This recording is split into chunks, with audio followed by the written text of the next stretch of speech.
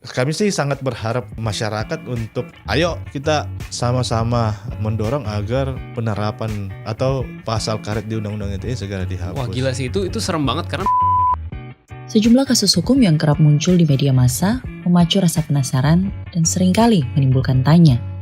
Sebenarnya, kita sebagai masyarakat yang awam hukum atau memang hukum di Indonesia yang di luar nalar? Sejak diberlakukannya Undang-Undang Informasi dan Transaksi Elektronik pada tahun 2008, tercatat sekitar 381 orang yang terjerat Undang-Undang ITE, khususnya pasal 27 ayat 3 dan pasal 28 ayat 2. Mayoritas dijerat dengan tuduhan pencemaran nama baik dan ujaran kebencian. Asumsi mencoba untuk menemui orang-orang yang pernah tersandung kasus hukum Undang-Undang ITE dan mewawancarai mereka.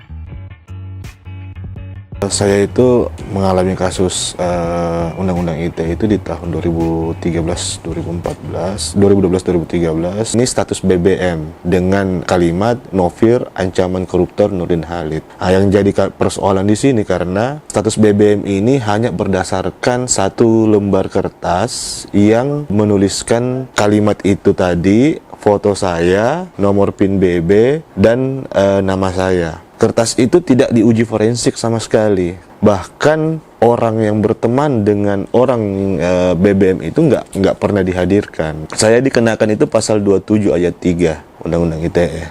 Gue tuh nulisnya nggak nyebut nama. PT-nya gue nggak sebut. Terus orang-orang yang ada di belakang kursi manajemennya nggak gue sebut, nggak ada. Karena gue tahu batas-batas mana yang harus gue tulis gitu. Yang gue suarakan kan bukan ingin menyudutkan orang atau perusahaannya, tapi layanan yang gue terima nih tidak sesuai dengan apa yang dulu pernah mereka janjikan. Jadi gue cuma melakukan komparasi aja. Misalnya waktu gue beli, gue dikasih brosur yang dijanjikan ABCD. Gue foto brosurnya. Terus gue foto lagi bandingkan dengan keadaan sekarang yang gue terima, yang ABCD itu nggak ada gitu. Jadi sesimpel kayak gue mengeduket orang bahwa kalian kalau mau beli di sini silakan, tapi ini gue sebagai orang yang udah pernah beli duluan, ini gue kasih tahu loh, dulu dia ngejanjin ini, tapi sekarang ini nggak ada. Yang gue tulis di situ tuh sebetulnya kayak review, kayak orang beli handphone terus dia nge-review ini kameranya jelek nih dibandingin sama yang iPhone dengan yang seri ini kalah di brightness atau apa gitu-gitu. Ya gue kayak nge-review kayak gitu aja, semuanya ada bukti-buktinya. Jadi gue juga nggak tahu kenapa waktu itu tiba-tiba masih dimasalahkan sebagai kasus undang-undang pencemaran nama baik. Opini dari para pakar hukum juga saat itu 100% mendukung gue karena menurut mereka ya ini hak konsumen dan semua itu udah dijamin dalam undang-undang perlindungan konsumen untuk bersuara tentang barang atau produk yang dia beli. Waktu itu jadi kan kalau waktu itu teman saya tuh upload video gitu. Jadi orang-orang itu tuh mau datang ke asrama Papua untuk meminta maaf terkait pembubaran diskusi dan meminta damai, jangan memperkeruh, jangan memperpanjang masalah ini. Maksudnya apalagi sampai ke jalur hukum gitu-gitu kan. Terus teman-teman saya tuh nggak mau. Terus mereka tuh mengatakan ke teman-teman saya bahwa pelecehan tuh nggak terjadi, saya cuma ngarang. Padahal orang-orang yang ngomong itu juga nggak ada di lokasi kejadian. Nah teman saya itu di video itu ngamuk, andekan anak bapak waktu itu saya lecehkan terus kemudian saya minta maaf kayak gini, emangnya bapak terima? Di video itu tuh disebutin gitu kalau saya ini provokator gini kayak gitu kan. Nah saya tuh waktu tuh komen tuh melurusin, wah ini fitnah dan sedang diurus bla bla bla kayak gitu. Terus ya itu yang dilaporin. Lain saya tuh mencemarkan nama baik katakanlah si A gitu ya. Padahal saya nggak nyebut nama si A itu enggak gitu loh. Dan saya nggak tahu juga orangnya yang mana karena orang yang melaporkan saya juga tidak ada di lokasi kejadian ketika ada pembubaran diskusi. Undang-Undang ITE direvisi pada tahun 2016 dengan tujuan memberi kepastian hukum dan perlakuan yang adil bagi para pengguna internet. Salah satu revisi adalah mengatur pasal pencemaran nama baik menjadi delik aduan, yang berarti hanya bisa diproses secara hukum jika dilaporkan oleh korban atau seseorang yang merasa menjadi sasaran. Contoh paling yang selalu saya katakan, saat kita wawancara seperti begini, tiba-tiba Mbak langsung buang angin. Saya SMS ke istri saya bahwa Mbak nggak sopan karena buang angin di saat live begini.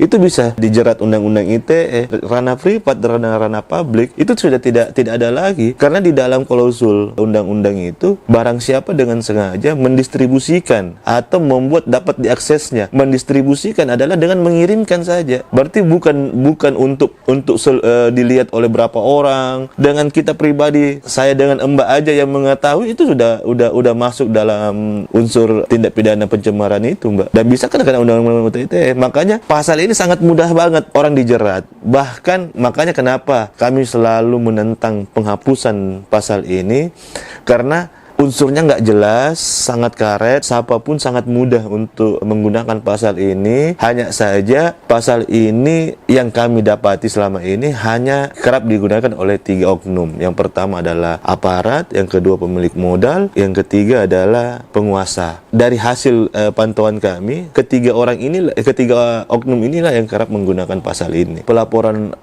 Undang-Undang ITE ini, pasal karet khususnya pasal 27 ayat 3, itu kita harus menyiapkan minimal 3 saksi ahli pidana untuk penentuan pidananya, ahli bahasa untuk menerjemahkan kalimat-kalimat dalam yang diduga mencemarkan itu, terus ahli ITE. Kalau menurut gue sih itu pasal kayaknya nyaris nggak kepake, karena UU ITE itu di bayangan gue ya, undang-undang transaksi elektronik, harusnya tuh ngurusin kayak pencurian kartu kredit kayak gitu-gitu loh, hacking di bank kayak gitu-gitu. Harusnya ITE tuh harusnya buat itu, bukan buat ngurusin orang yang nge-tweet terus ditangkep-tangkepin gitu. Mau seberapa banyak budget pemerintah, budget kepolisian, nangkep-nangkepin orang-orang yang salah nge-tweet gitu. Maksud gue, opini tuh nggak bisa dipidanakan. Orang tuh berhak beropini. Kalau misalnya nggak terima dengan opini seseorang, bisa dibalas dengan opini lagi, bahkan bisa dengan fakta gitu untuk menjelaskan ketimpangan opini tersebut gitu, bukan dengan mempidanakan. Makanya menurut gue, kalaupun memang harus mau dijadiin itu sebuah hukuman, paling maksimal ya hukuman administratif gitu, paling kayak perdata jatuhnya, mungkin denda atau apa gitu, bukan sesuatu yang pidana. Karena kita nggak membunuh orang, kita nggak memukul orang, kita nggak ada, kita cuma bersuara, menyuarakan pendapat kita gitu. Menurut gue sih yang paling urgensi adalah kalau memang dirasa itu perlu dipidanakan, definisikan dong pencemaran itu apa, elemen-elemen apa yang secara pasti itu bisa menjadi kriteria pencemaran. Jangan cuma bilang seseorang yang melakukan menghilangkan kehormatan nama seseorang kayak gitu-gitu, kan sangat luas banget penafsirannya gitu. Atau kalaupun memang mau dihukum, ya jadikan aja sanksi administratif. Toh tetap ada edukasi juga buat orang-orang yang kebablasan, tapi bukan pidana. Ribet ya, kalau harusnya kan kalau masalah perkara tersinggung ini kan ngapain dia bawa ke arah pidana, kenapa bukan perdata gitu loh. Karena ada mekanisme selain pidana kan yang bisa untuk menyelesaikan katakanlah masalah perselisihan kan, karena itu juga subjektif banget kan rasa tersinggung seseorang. Ya gimana terus semua orang mau dilaporin terus penjara penuh juga gitu kan. Terus juga karena dia karet kan orang gampang banget gitu, kayak siapa aja bisa pakai kan. Dan yang bikin ini jadi dipakai orang-orang petinggi itu karena ya kita tahu kan kalau misalnya undang-undang ITE ini bukan pidana murni ya, pidana khusus kan dia. Yang dia pembuktiannya itu bukan kayak pembunuhan atau apa gitu kan, yang bukan ketangkep tangan dan lain sebagainya. Dia butuh saksi ahli, dia butuh itu, dan ini tuh perkara mahal gitu Mbak. Kalau misalnya saya mahasiswa biasa gitu ya, yang nggak ada uang gitu, uang dari mana saya nyewa saksi ahli dan lain sebagainya. Sebenarnya, bagaimana undang-undang mengatur sejumlah pasal dalam Undang-Undang ITE, khususnya pasal 27 sampai 37? Benarkah pasal tersebut memang betul pasal karet? Atau justru hanya pemahaman kita sebagai masyarakat yang awam? Harus dipilah, ada kebebasan berpendapat. Undang-Undang 45 pasal 8 menyatakan ya, hak asasi manusia.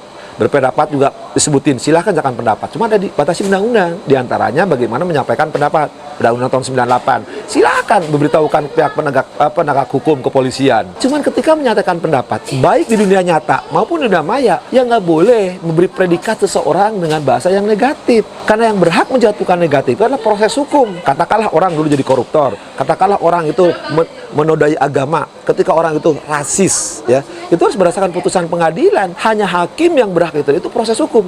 Jadi ketika proses hukum telah jatuh kepada orang tersebut, maka kita masyarakat ya nggak boleh. Apa kewenangan kita menyebut orang-orang itu? Pertanyaan, apakah ketika ada orang misalkan, maaf ya, merkosa, ya disebut mantan pemerkosa? Kan enggak. Dia bekas warga binaan yang kembali kepada masyarakat. Cuma catatan khusus untuk kejahatan extraordinary. Penanganannya luar biasa tadi. Korupsi, teroris, ya. Kemudian kejahatan HAM, ya, narkoba. Nah itu kan kejahatannya luar biasa. Kita nanti internasional, konvensi internasional. Ya maka kadang-kadang mereka suka disebut istilah itu, ya istilah mantan koruptor, mantan teroris, mantan narkoba. Tapi sekali lagi itu istilah aja di bahasa masyarakat. Nah kalau di undang-undang itu sebenarnya nggak ada kan disebut, kecuali istilah mantan koruptor yang kemarin di KPU itu, ya Persatuan Pemilu. Tapi itu dimungkinkan karena penanganannya secara luar biasa. Tapi itu hanya lembaga-lembaga yang diberi kewenangan oleh undang-undang menyebut mantan koruptor. Tapi kita masyarakat bukan nggak boleh, jangankan nggak disebut undang-undang. Secara etis juga orang tadi bekas narapidana, tadi dalam tanda petik narapidana apapun, kan kita harus menghormati, wong dia udah menyelesaikan persoalannya. Maka saya bilang pertanyaan, kan kalau pasal karet itu, sekali lagi ya, itu pasal multi tafsir. Nah kalau judi kan jelas, orang nggak boleh, bahasa agama semua agama sama. Menghina itu bahasa agama semua sama. Penjelasan 310 itu, penghina itu di depan umum, publik jadi tahu, harkat martabatnya jatuh. Dan itu juga delik aduan. Kalau orang itu mengadu, ya jadi pidana. Kalau nggak ngadu ya nggak apa-apa. Misalkan Asep dibilang belakangnya unyak kebun binatang. Selama saya tidak ngadu ya nggak apa-apa. Nah persoalannya sekarang suka ada kebohongan, ya 28. Menyebut sara. Nah itu bahaya kan. Nah itu yang nggak boleh. Atau ada ancaman kekerasan, itu nggak boleh. Apa susahnya sih ketika orang tidak suka sama orang? Ya sudahlah, memang orang dia tuh gitu. Ya kita aja yang maklum. Apa istilahnya? Yang waras bok ngalah. Ngapain harus teriak-teriak? Sekarang katakanlah kita sepakat, hapuskan undang-undang itu. Bayangkan kalau itu dihapuskan, ya. Satu dulu ya, secara etis. Kan orang nggak boleh menghina orang. Kan orang nggak boleh bohong. Kan orang nggak boleh rasis, syara. Kan nggak boleh orang melanggar kesusilaan. Nggak etis. Nah, bayangkan itu kayak dihukum secara etis.